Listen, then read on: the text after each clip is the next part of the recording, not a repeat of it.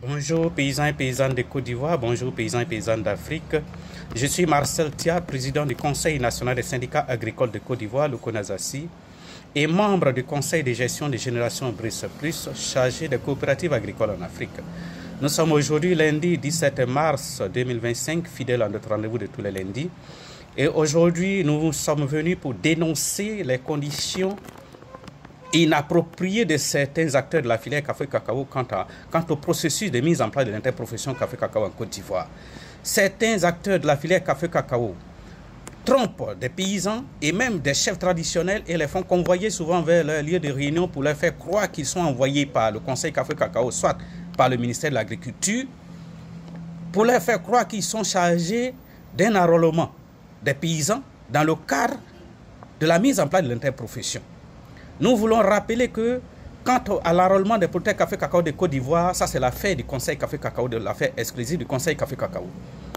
Ensuite, il faut arrêter de tromper les paysans pour ne pas que le processus soit faussé, parce que c'est des troubles faits. Nous aussi, nous voulons, pour clarifier toutes ces situations, nous convoquons tous les producteurs café-cacao de Côte d'Ivoire à une grande rencontre ce samedi 22 mars 2025 à l'Espace Rotary Club de San Pedro pour éclairer la lanterne de tous les acteurs. Nous appelons tous les leaders de la filière café-cacao à se joindre à ce rassemblement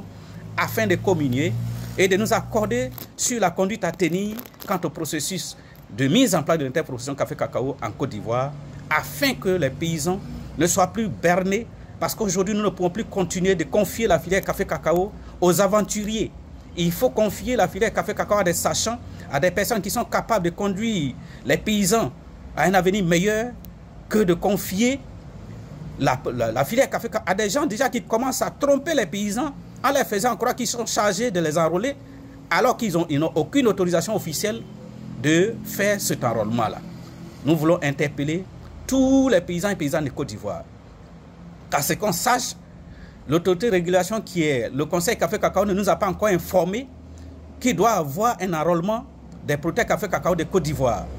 Donc, nous voulons appeler chaque paysan et paysanne de Côte d'Ivoire à la vigilance totale et faire en sorte que le processus de mise en place de l'interprofession qui est engagé par le ministère des tutelles et le Conseil café-cacao soit conduit à des bons termes, dans la vérité, dans le respect des paysans et paysannes de Côte d'Ivoire,